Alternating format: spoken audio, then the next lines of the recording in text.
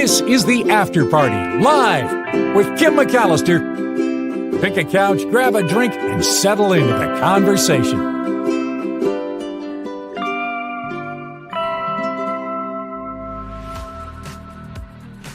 That's my singing. Hi, everybody. How are you? Thank you for coming on in on a Travel Tuesday. And thank you for tolerating me on the Mark Thompson Show for the last half hour. I believe I'm filling in again tomorrow for Mark Thompson, but there's a lot of good things happening on the show, so I think it's going to be a really good one. A lot of interesting things happening here on the After Party Live. We're going to Chattanooga, Tennessee today, taking a little virtual trip. If you are unaware, this show is kind of like a cool down from the Mark Thompson Show, where we do heavy politics. On this show, no politics at all. At least that's the hope. We're kind of trying to lift up spirits, maybe bring a little joy. And yesterday we talked about the squirrel, the water skiing squirrel, and I got a really interesting email about that. So I'm going to go back to that picture of, remember the squirrel that was water skiing yesterday? We watched the video yesterday, and here's the picture of them. And we talked about, is it right to do this to a squirrel?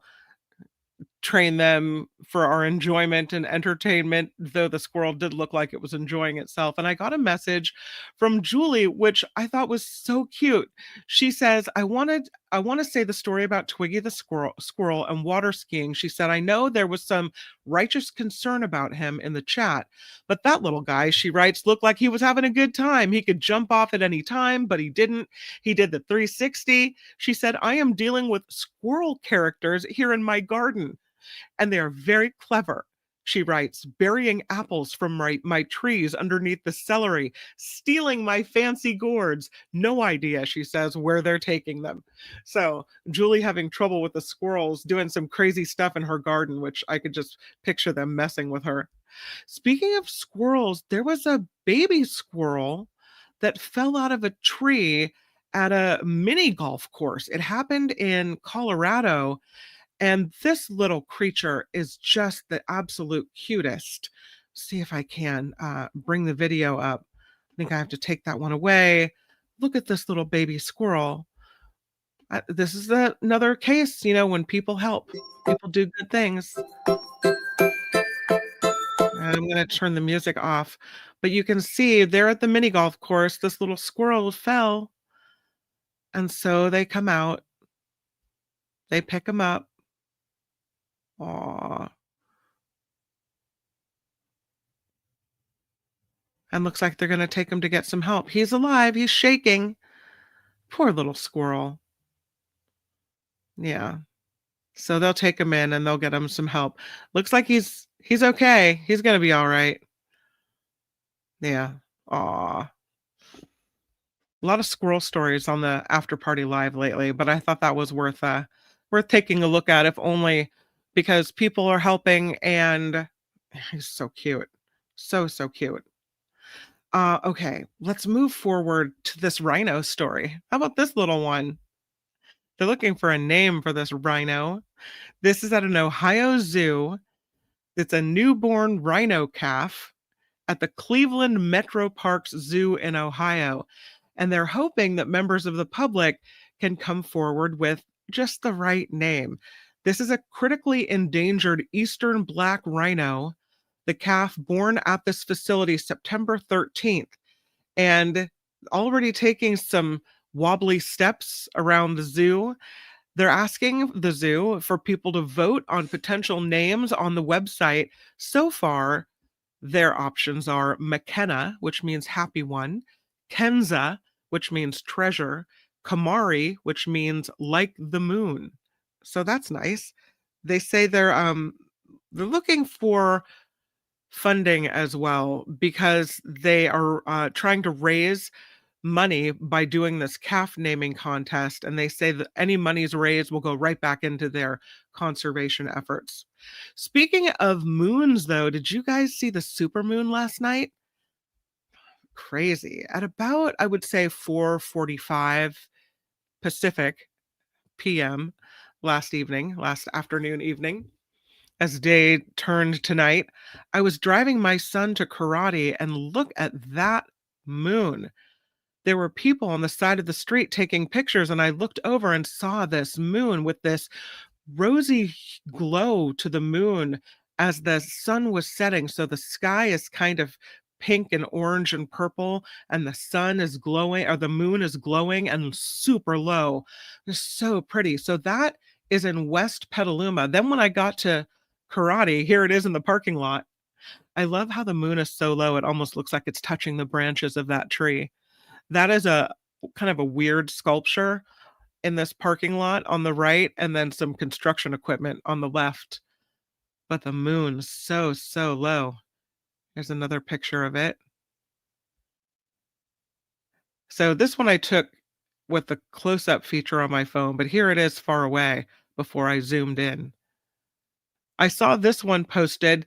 This is the over the Bay Bridge. I wait for just the right moment. This one's from New York. How cool is that? Like the Statue of Liberty is holding up the moon. This one is from Canada. It just looks so low in the sky. Did you get any pictures? If you did, please send them to me. It is kim@theafterparty.live. kim@theafterparty.live. Send me your pictures from the supermoon. I would love to take a look. Really cool. That which picture do we like best for me to settle on? I'm gonna use this one because I think that's pretty cool. Pretty special. That supermoon it was well, it was absolutely amazing, but not really unusual according to astronomers. They say everyone in the world can see a supermoon without special equipment and if the skies are clear, but sometimes it's hard to discern what's a supermoon and what isn't. In this one that happened last night, the moon passed within about 224,600 miles of Earth. The closest supermoon of the year is supposed to come in November. There'll be another one in December. So if you didn't get a photo, you have other opportunities to do so. In 2026, we get 2 lunar eclipses, a total eclipse across much of North America, Asia, and Australia. That happens in March. A partial one in August across the Americas, Africa, and Europe. So pretty cool. The whole supermoon phenomenon happens because the moon's orbit around the Earth is oval shaped. So it's positioned at different distances from the planet, depending on what time it is in the month. The distances range from about 226,000 miles to 251,000 miles. That's according to NASA. So when the moon is hovering around one of those closer distances along its path in orbit, there's a full moon, then it becomes a supermoon. The proximity to Earth, according to astronomers, can make the moon appear bigger to sky watchers on the ground, and sunlight reflecting off the moon can also make it appear brighter as well. So, the supermoons happen 3 or 4 times a year. Since the moon's closeness to Earth rarely coincides with monthly full moons, and they aren't identical either, astronomers consider a full moon to be super if the moon's position in orbit is at least 90% of the distance from its farthest point to Earth in the ellipse to its closest. The absolute closest point is called the perigee, Perigee. I don't know if we achieved perigee, but man, was it cool. Amazing. Did you see it last night? Did anybody pop their head outside and go, whoa? Sandy can rarely see the moon from her apartment. Very cool. John's got some trees blocking, so you didn't see it. Karate class in the moon. That's right, Santy. Heather forgot. It's okay. I'm here with pictures, so it's all right. Totally fake, says Trevor. They're all the same moon. Absolutely not. Sandy likes the Statue of Liberty one and the Bay Bridge one. I love how you didn't like the ones I took. I mean, come on. That's a great picture in Petaluma. I know there's wires, but come on. Sandy, dissing my moon shots. Come on now. Teacher Lori sent in this story about pyramids. Love it. She says she found this story that there's evidence found by engineers of hydraulics in ancient pyramids, which may solve a mystery 4,500 years in the making, that perhaps water was used to shape these incredible monuments.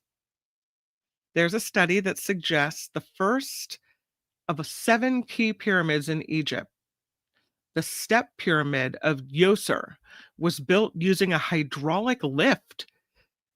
That was 4,500 years ago.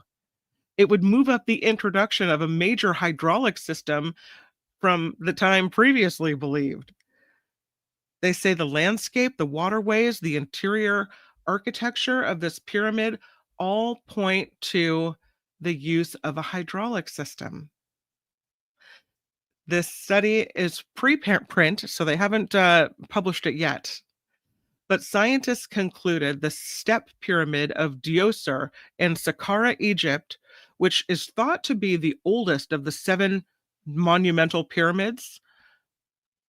They think it was built about 4,500 years ago, offers this blueprint for hydraulic engineering, that the hydraulic powered mechanism could have maneuvered oversized stone blocks, forming this pyramid starting from the ground up.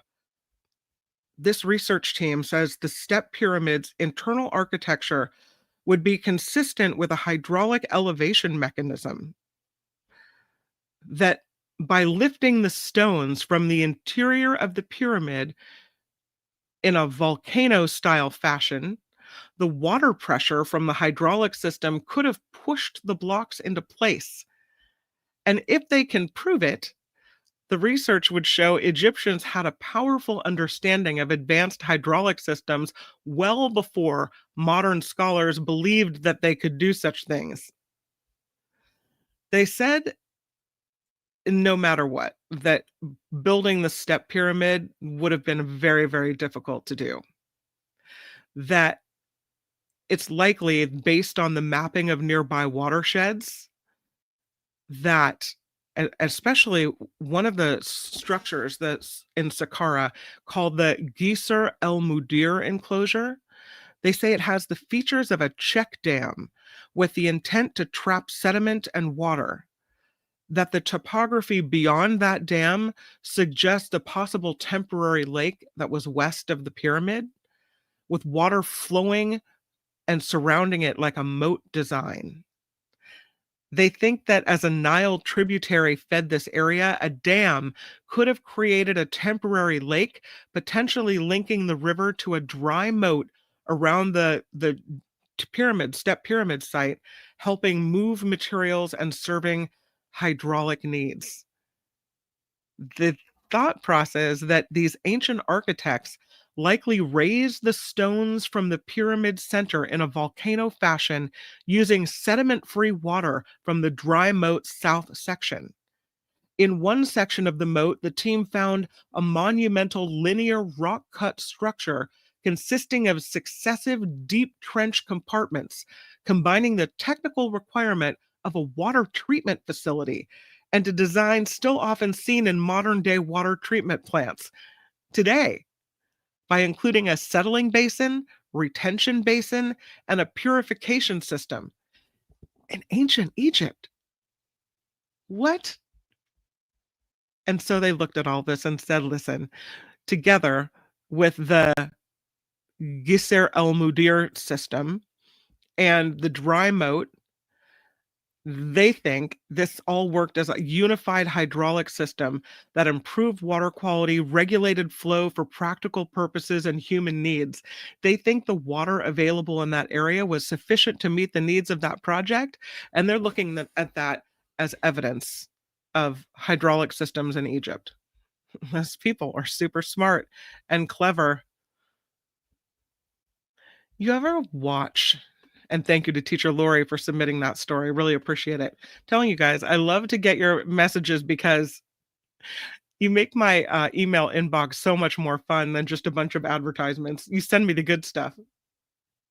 You ever watch Netflix or Hulu or whatever streaming service, and Maybe you're not paying for the ad-free service and these ads come on, and first of all, they go on and on and on forever, and also they're louder than the show that you're watching. So you're constantly riding herd over the remote control because you don't need blasting ads shooting through your house. There's a new law that was just signed by Governor Gavin Newsom here in California, banning excessively loud advertisements on streaming platforms like Netflix, Hulu, Amazon Prime. And even though it's a law in California, the thought is that this could become a national standard. The law is aimed at addressing what the Federal Communications Commission has called a very troubling jump in TV ad noise complaints. Streamers are airing commercials louder than the shows and the movies that they accompany. The law modeled off a federal law passed in 2010 that caps ad volumes on cable and broadcast TV. It doesn't, though, apply to streaming services like this one.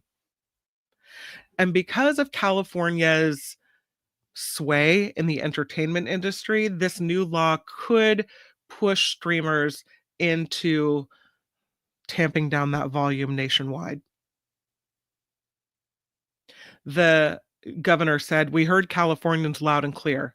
What's clear is they don't want commercials at a volume any louder than the level at which they were previously enjoying a program.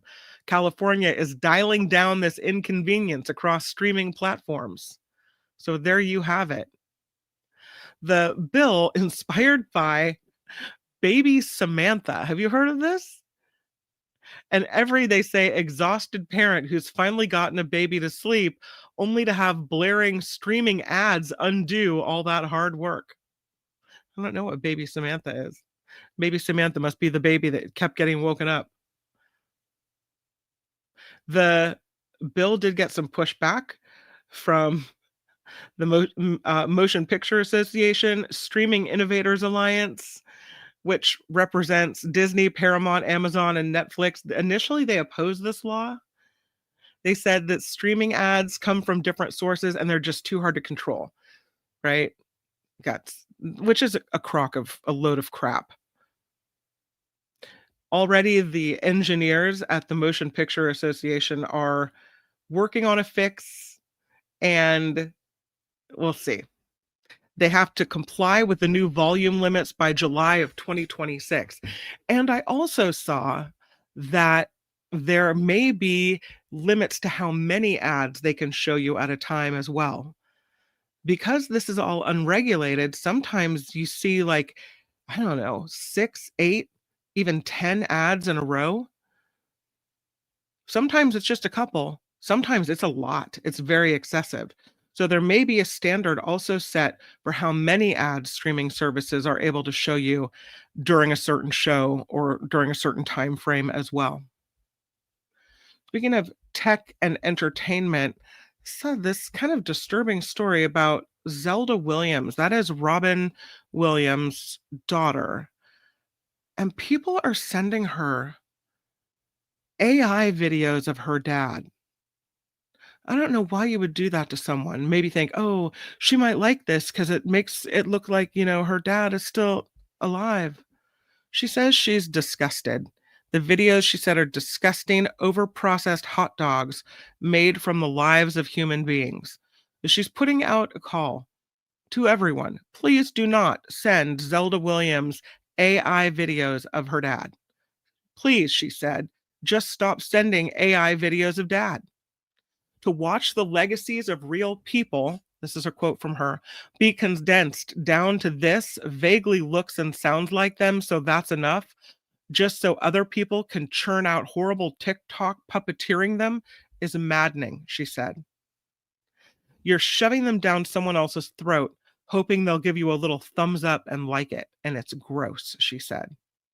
Not the first time she's written about people sending her content about her dad on social media. And she said, while she's touched by the boundless continued love for her dad, some days it can feel a little bit like being seen as a roadside memorial, a place and not a person. where people drive past and leave their sentiments and then go about their days comforted their love for him was witnessed.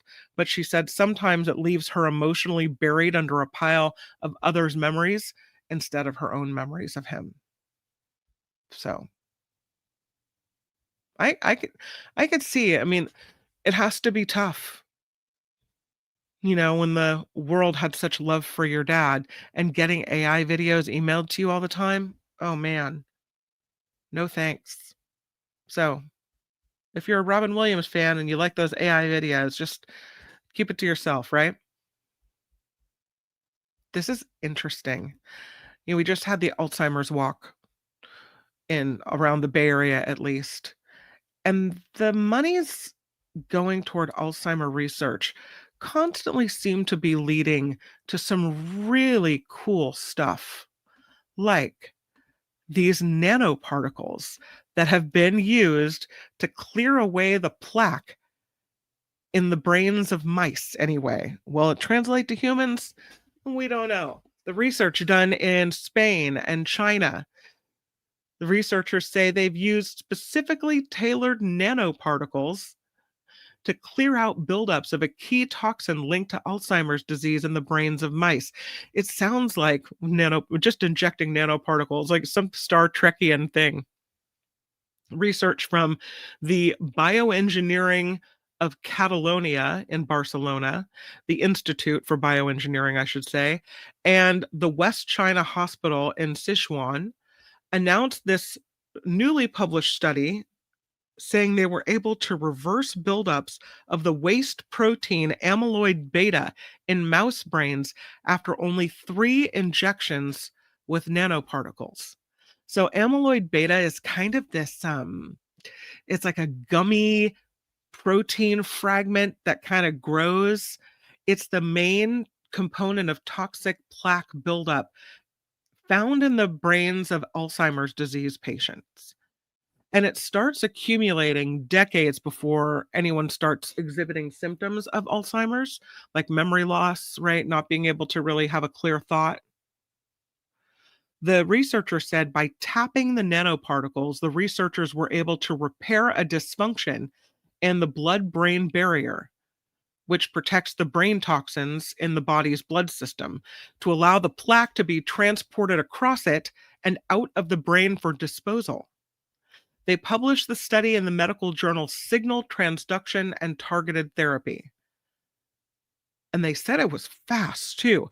After only 1 hour after they did the nanoparticle injections, they observed a reduction of 50 to 60% in amyloid beta amounts inside the brain. The subject mouse, they said, was the equivalent of 90 years old in human terms and had been genetically programmed for high levels of amyloid beta, and it exhibited normal behavior 6 months after treatment, including a reversal of cognitive and memory decline. Sorry, tea break.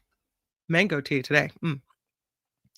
The results, they said, show a striking reversal of Alzheimer's pathology, opening this new path of research by concentrating on restoring normalcy to the brain's incredibly complicated vascular structure via a repair of the blood-brain barrier.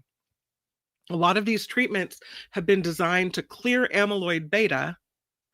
Some can remove the plaque, but that hasn't stopped the memory loss or slowed the disease enough. But this work is different, they say, because instead of focusing solely on removing what's already gone wrong inside the brain, they aim to repair the system that keeps the brain healthy in the first place, the blood vessels and the protective barrier. That restoring the barrier improves blood flow, reduces inflammation, helps the brain recover its balance. And it's this approach that could slow Alzheimer's progression more effectively by treating one of its earliest, most overlooked causes, which is the breakdown of the brain's own defense system. They call the nanoparticles a supramolecular drug with the ability to switch on a workhorse protein within the blood-brain barrier that usually acts as a natural clearance system for toxic species, but which breaks down in Alzheimer's patients. So, this, I mean, it's another pathway of research, and clearly we don't know if mouse brains translate to human brains. Not sure, but what an amazing discovery if so. Few injections of nanoparticles and you're on your merry way. Mm. Here's another health story I found about sugary drinks. I know. It's like beating the same gong over and over again, right? But there's a new study that shows fatty liver disease, the risk of it is linked to both sugary and diet drinks now. So it's not just sugary drinks, it's diet drinks as well. That artificially sweetened drinks might even pose a greater threat to liver health than the sugary beverages. The research was done and reported yesterday at the United European Gastroenterology meeting in Berlin. So, no official published study yet. The team that did the research says they found replacing drinks with water significantly reduced people's risk of fatty liver disease. That sugar sweetened beverages have been under scrutiny for a long time, and the diet drinks have been seen as a healthier alternative. But the findings challenge that perception that those diet drinks are harmless. Fatty liver disease happens when the fat accumulates in the liver, and over time, it can cause liver damage. It is the most chronic liver disease. 30% of people worldwide have chronic liver disease. So they studied 124,000 people in the UK Biobank and gave them a beverage questionnaire. And then they did follow ups, a 10-year follow up. They said nearly 1,200 participants developed fatty liver disease, 108 died from it. Results, they said, showed drinking about 9 or more ounces of an artificially sweetened beverage every day is associated with a 60% increased risk of fatty liver disease. Drinking sugary beverages was associated with a 50% increased risk. So the artificial sweeteners is 10% higher risk. Wild. The researchers said, yeah, our study shows that low or non sugar sweetened beverages were actually linked to a higher risk of fatty liver disease, even at modest intake levels, such as a single can per day. So, if you drink water instead, you can decrease your risk by more than 15%. Hmm. This is why you got to drink the Coachella Valley iced tea, right? It's not it's not artificially sweetened. The researchers said the safest approach is to limit both sugar sweetened and artificially sweetened drinks. The water remains the best choice as it removes the metabolic burden and prevents fat accumulation in the liver while hydrating the body. So we know, we get it. Time for the lotto of the day. Here it is. This one, this has to do with a person who was really sick. They'd been in bed for a week, sick at home. This is in Missouri, where this lottery player finally managed to leave the house after a week-long illness. Happened in Cooper County, Missouri. This woman told the lottery officials there she'd been stuck at home with an illness for a week, and she finally felt the urge to just get out and leave her house. She said, I was like, I don't know what I'm going to do, but I need to get out of the house. So she takes a little jaunt, which includes a stop at Murphy Oil on Main Street in Boonville, Missouri, where she bought a soda, we know that's bad, and a triple cash crossword scratch off ticket. That's actually pretty good because she won $100,000. She said, I didn't believe it, not at all. I drove to another store. I went in to have it checked. The clerk who checked her ticket was equally surprised. She said, the winner said, I think she about fell down too. So there you go. Got to get out of the house and go buy the lottery ticket. Things are heating up. This is kind of an interesting one. This is the oldest hospital, St. Bartholomew's Hospital in London. It's so old and interesting that it's now open for public tours. And look what they are showcasing. these old murals. For the first time ever, you can see these centuries old murals at England's oldest hospital. They're biblical scenes. It looks like something from a museum, painted by William Hogarth. And they're in the North Wing at St. Bartholomew's Hospital in London. And now it's kind of like people are being treated in one area and docents are leading museum quality tours in another. In 1732, St. Bartholomew's Hospital started construction on its north wing, and it's really extravagant. It almost looks like a Trump White House extravagant. Sorry, we don't talk politics, right? But it's got a great hall, gilded ceiling, gold embossing everywhere, a timber staircase, two-floor ceiling murals by English painter William Hogarth. For the first time in nearly 300 years, they have opened the North Wing to the public. And on select days, visitors can admire the murals. One is called the Pool of Bethesda, and the other is called the Good Samaritan. They are grandiose, huge biblical scenes along the North Wing stairwell. Now, Hogarth mostly did political cartoons, so this is kind of rare for him. But look at that. He didn't do anything else to this scale at all. And it really is beautiful. The murals were intended to inspire potential donors and educate viewers.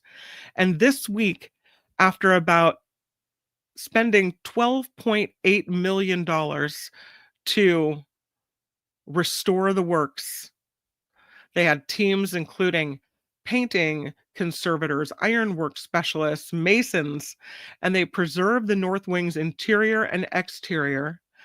Gilders worked on restoring the Great Hall's intricate ceilings with the gold. It's the only known work, you can kind of see it right there up above, by plasterer Jean-Baptiste Saint-Michel in the United Kingdom. So, very fancy. This hospital, they call it Bart's, St. Bartholomew's, was founded in 1123. Imagine going to a hospital that was founded in the 1100s, still in operation at its original site in England. This institution has provided medical training and free healthcare for more than 900 years. The chemical lab at Bart's served as the location for the first meeting of Sherlock Holmes and Dr. Watson in Arthur Conan Doyle's 1887 novel A Study in Scarlet. The hospital also features in the BBC drama Sherlock, based on Doyle's books. So, yeah. Hospital that opened in 1123 is still rolling. And it's really an incredible looking place. This might be incredible, but I don't know. I'm going to let you guys decide. Yeah. I know it's a picture of an ant. I hate to look at big bugs on the screen. But scientists and chefs are working together to make yogurt from ants. They've even resurrected this ancient fermentation method from Bulgaria in their new work to, I don't know, make this extra proteiny insect ant concoction. I don't know. So, this accidental discovery, when they started working together, originated when they left milk with an ant inside of it in a refrigerator and noticed the milk soon started to curdle. And from there, this restaurant called The Alchemist, which is a 2 Michelin star restaurant in Denmark, tried to, their methods are to transform and transcend the nature of food and dining. They recreated a nearly forgotten ancient Turkish and Bulgarian recipe for making yogurt from ants. The success of their efforts caught the attention of anthropologists and microbiologists and food scientists who are trying to understand what it is about ants that can ferment yogurt. And they did a big study and they published it last week in the journal iScience. Microbiologists say today's yogurts are typically made with just 2 bacterial strains. If you look at traditional yogurt, there's a much bigger biodiversity varying based on location, the household, the season. It brings more flavors and textures and personality. Now, people have been fermenting milk into dairy products like yogurt and cheese for about 9,000 years. Yogurt recipes vary by cultures and regions, with different groups introducing different microbes into the milk to start the fermentation process. Some have added pine cones or chamomile or nettle roots. In the 1900s, yogurt was industrialized and the makers focused on just a few bacterial species. But that's not the way it always was. So they did a little look back at the history of ant based yogurt, got in touch with a Bulgarian anthropologist who studies culinary traditions in the small village where she grew up. And one of them involves dropping red wood ants into milk to make yogurt. So they all took a trip to this little village called Nova Mahala to try this recipe for themselves. They dropped 4 whole ants into a jar of warm milk and left the jar buried in a red wood ant colony overnight. The following day, they removed the insects from the milk, which had started to thicken and sour, and then they tasted it. And it had a slightly tangy taste with a mild herbaceousness and pronounced flavors of grass fed fat. And now they wanted to understand what is it about these ants that can ferment the yogurt. So they went back to Denmark, did a series of tests with a similar species of ant, and they figured out that the insect emits enzymes and microbes that work together to congeal this milk into yogurt. The ant's bacteria producing this lactic acetic acids that create the yogurt culture. Formic acid, part of the ant's chemical defense system, gives the yogurt an acidic flavor and makes a healthy environment for the microbes to take off. They said it's a sequence of events unlike any dairy fermentation they have ever seen. There's a lot of interesting science to be done to understand this very strange yogurt. The researchers made yogurt with live, frozen, and dehydrated ants. They found the live ants did it the best. That was the best yogurt. They also did 3 culinary applications of ant-based fermentation. They made ant witch ice cream sandwiches, making ant yogurt ice cream from live ants. They made an ant gel filling from dehydrated ants and an ant-shaped cookie. They made a mascarpone-like creamy cheese by using ants as a coagulant. And then they made this milk-washed cocktail using milk and an acid in tandem to curdle and filter the spirit, leaving a smoother texture and softer flavor. And they used dehydrated ants for that one, for the milk wash.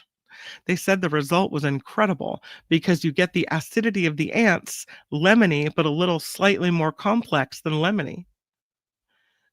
All right. Are you trying the ant yogurt? Are you loving the ant ice cream sandwich? You think you want some ant-based cottage cheese? Or is that oogie to you? Now they take the ant body out, right? You're just drinking the defense system liquids and the microbes kicked off by the ant? Are you bothered by it? Are you okay with it? Are you eating it? John says, I tasted spicy ants in Oaxaca, Mexico. Didn't make me want any more of it. Phineas is like, chocolate covered ants. Calvin says, not for me. No, thank you, says Eileen. We're almost done with milk and ant talk. Okay, we're wrapping it up. We're wrapping it up, Murphy. No, not on purpose, said Rhonda. That would have to be a big old accident. I don't know. It's interesting. All right, how about we go from ants to applesauce, Murphy? Let's do it. This is kind of a hard picture to see. Can you see that? Yikes. One of these accidents, a semi truck spilled 46,000 pounds of applesauce onto an Illinois roadway. It was a mess, an absolute mess to clean this up. They had to block the road. Happened at 4:38 in the morning on Interstate 57. No injuries, but applesauce made this road super, super sticky. 46,000 pounds of applesauce, equivalent to 184,000 4-ounce applesauce containers. I'm impressed that it only took them, 4 hours to clean the roadway? Because, I mean, wow, that's a nightmare. Speaking of food stories, there's a new Cheez-It inspired taco shell. I know, this is the news you didn't know you were missing, right? Here it is. It's a Cheez-It taco, kind of. It's by Ortega, is the maker of the taco shell. Because it is National Taco Day, they have come out with the new taco shell inspired by Cheez-It crackers. It's being called a revolutionary taco shell. Pardon me, I guess I need one. It fuses the cheesy burst of a Cheez-It flavor with the iconic crunch of the Ortega hard taco shell. He's right. We've always believed the taco night should be anything but ordinary. With the Ortega Cheez-It flavored taco shell, we've created a delicious shell that's not just a vessel for the inside of a taco, but the flavor experience in itself that the taco and snack enthusiasts alike will love. The Ortega Cheez-It flavored taco shells are already in stores. They're at Target and select retailers nationwide. I don't really need my taco to taste like a Cheez-It. But maybe if you were trying to convince kids to eat the vegetables inside the taco, they would be more likely to bite the Cheez-It taco shell. I don't know. I don't know. We're not buying the Cheez-It taco shell. What will they think of next? I'm telling you.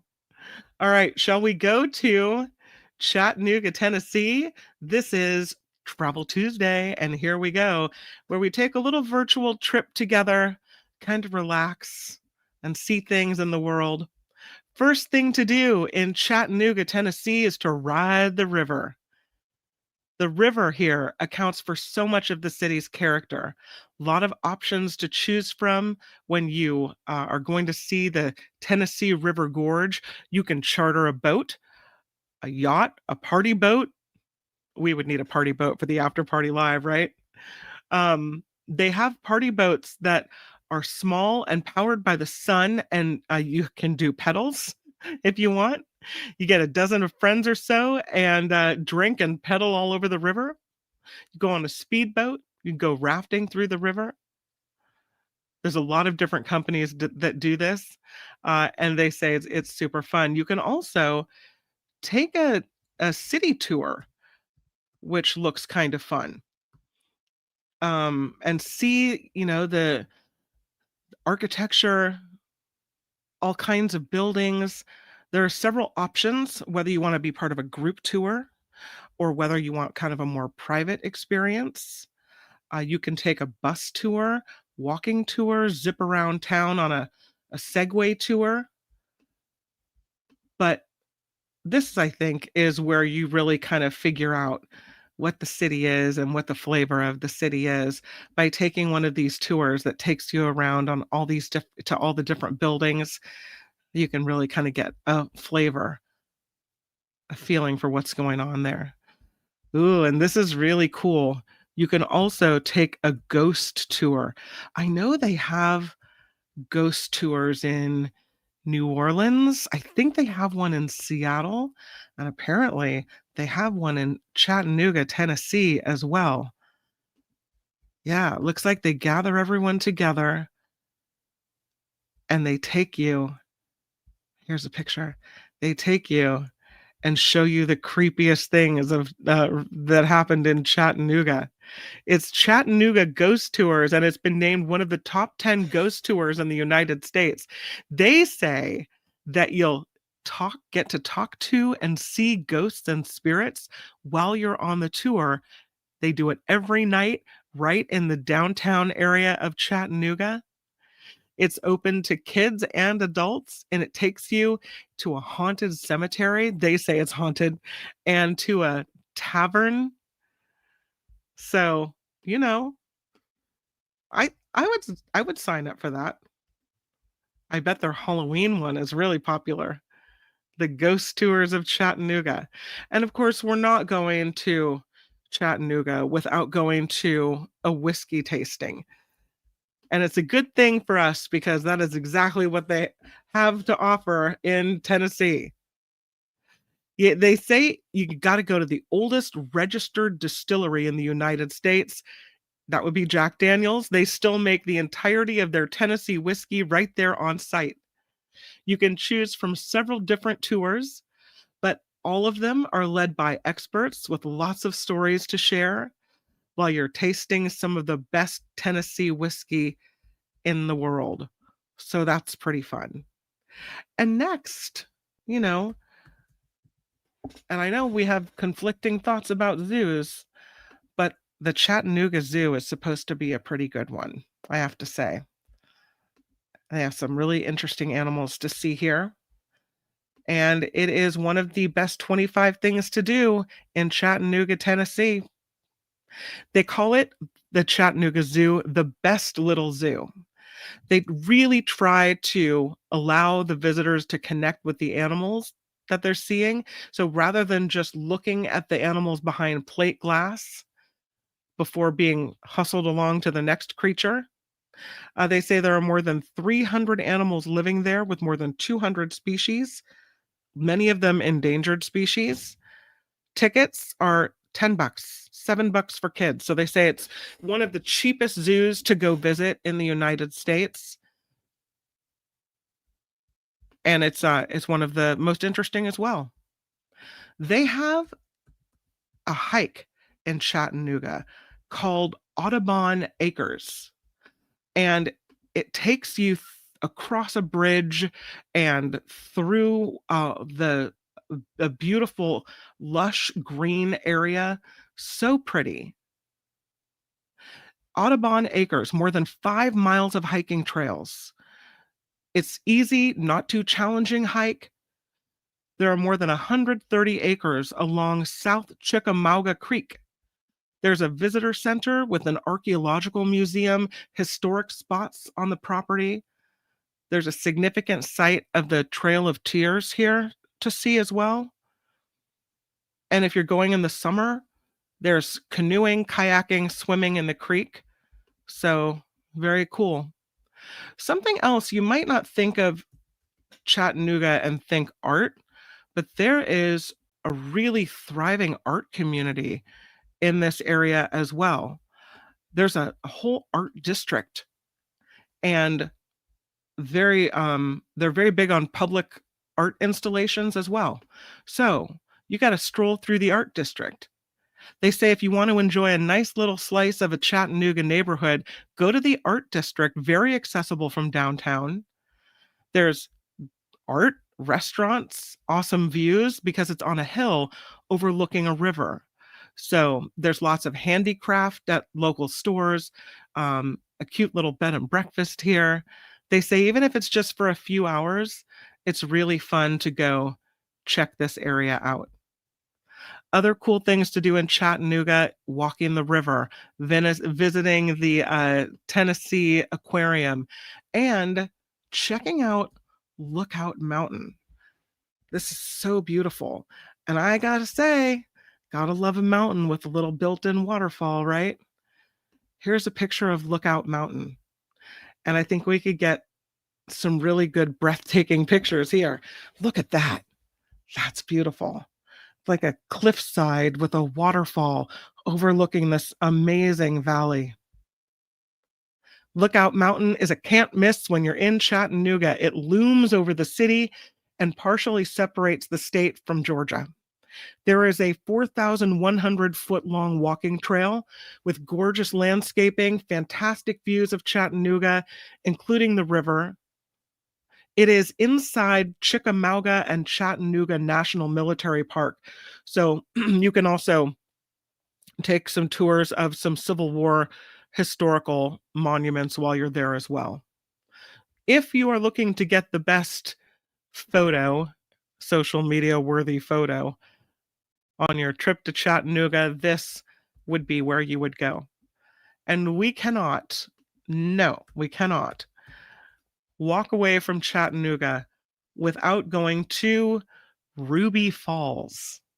I don't know why we haven't done this on our Waterfall Wednesday before, but this looks pretty incredible. Look at that. Wow. Ruby Falls, inside of Lookout Mountain, inside of a cave. Both the waterfalls and the caves are referred to as Ruby Falls. The cave version is the deepest commercial cave in the country, also the largest underground waterfall in the country at 145 feet tall. Now, they won't let you just wander around the caverns by yourself, but you can book a guided tour and you can check out Ruby Falls, the cave and the waterfall, for yourself. Sometimes they have special events at Ruby Falls, maybe a little wedding or whatever it is. So you have to kind of plan ahead if you're going to Ruby Falls, but that is truly incredible. Yeah. You can go climbing inside the city of Chattanooga. Yeah, they do. It's part of a high point climbing and fitness thing that is going on. What's interesting is you would think that in the Bay Area we'd have access to stuff like this too, but I've never seen this before. I mean, I know there are places you can go to do climbing, like a rock wall type of climbing. This is one of Chattanooga's more modern attractions. You get the thrill of the climb right within the convenience of the city. It is a rock climbing facility.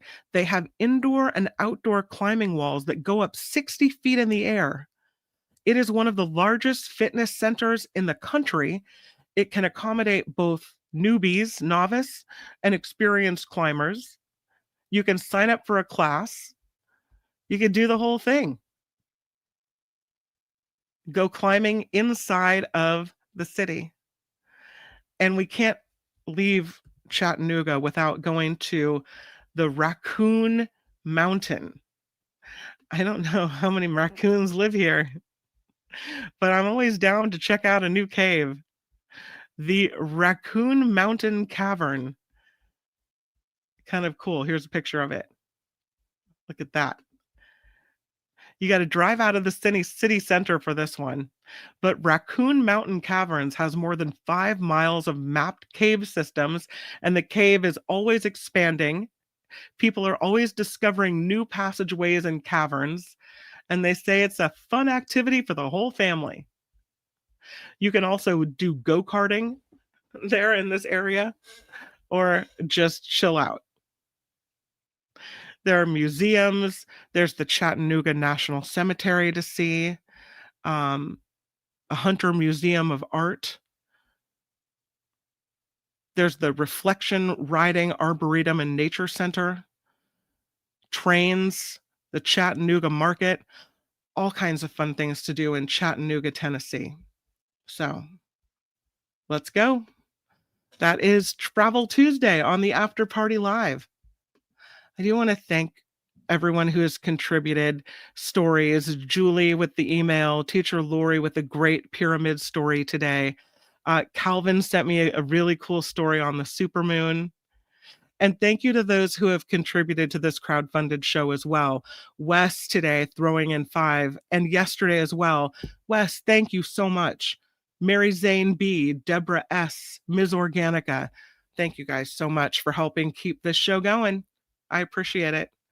Tomorrow on the Mark Thompson Show at 11 a.m., we start with John Rothman. We will also welcome Tom Ford and Belinda Weymouth, and it's going to be a really great show. So I will see you right back here on YouTube tomorrow. But until we meet again, make it a great rest of your day. Bye, everybody. The After Party Live would like to thank the following contributors and viewers like you.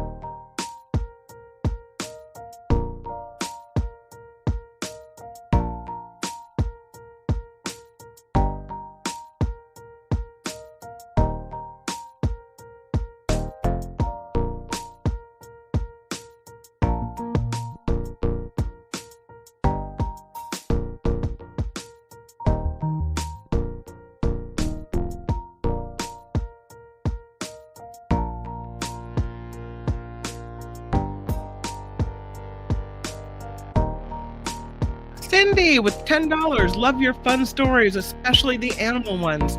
Thank you, she says. Thank you, Cindy. Woohoo! Really appreciate it.